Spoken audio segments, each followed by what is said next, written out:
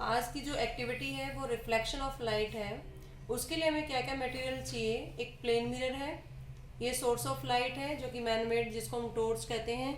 ये जो स्केल रखा हुआ है ये एक परपेंडिकुलर की तरह एक्ट करेगा। और हमें देखना है कि जो प्लेन मिरर है वो रिफ्लेक्टिंग साइड, प्लेन मिरर के अंदर जो रिफ्लेक्टिंग साइड है, जब हम उसके ऊपर लाइट इंसिडेंट करेंगे तो वो लाइट रिफ्लेक्ट होके वापस उसी फेज में आ जाती है, and this is called law of reflection.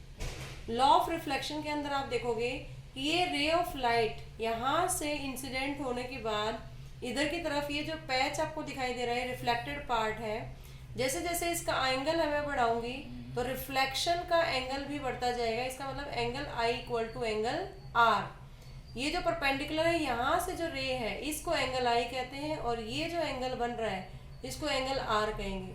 जैसे जैसे इसकी विड्थ बढ़ती जाएगी एंगल का साइज बढ़ेगा, जो रिफ्लेक्टेड रे है उसका साइज भी इंक्रीज होता जाता है।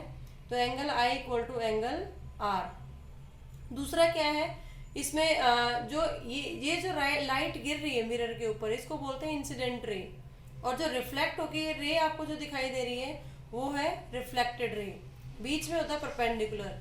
तो दूसरा लॉ क्या है लॉ ऑफ रिफ्लेक्शन का, कि जो इंसिडेंट रे है आपतित किरण है, और जो परावर्तित किरण है और जो लम्ब है, तीनों एक ही प्लेन के अंदर है। इसका मतलब लाइट मिरर से रिफ्लेक्ट होके वापस उसी फेज में, उसी प्लेन में आ जाती है, वो बैक क्रॉस नहीं करती, क्योंकि प्लेन एक तरफ जो प्लेन मिरर है वो एक तरफ से पॉलिश्ड है और दूसरा रिफ्लेक्टिंग सरफेस है। तो ये आज दो लॉ ऑफ रिफ्लेक्शन हमने पढ़े, और उसके लिए हमने प्लेन मिरर का इस्तेमाल किया, और जिसमें angle I equal to angle R, और एंगल आई और आर को हम इंक्रीज डिक्रीज भी कर सकते हैं। जैसे जैसे एंगल आई बढ़ेगा एंगल आर भी इंक्रीज होता जाएगा। और बहुत बार ये पेपर में आता है कि अगर हम परपेंडिकुलर की डायरेक्शन में इसको रखेंगे तो आप देख रहे हो जो हाथ के ऊपर जो लाइट आ रही है वो रिफ्लेक्टेड पार्ट है, वो मेन रिफ्लेक्शन तभी होता है, यहाँ पर रिफ्लेक्शन एंगल 0 होगा क्योंकि स्ट्रेट लाइट टकरा के मिरर के साथ वापस आ जाती है।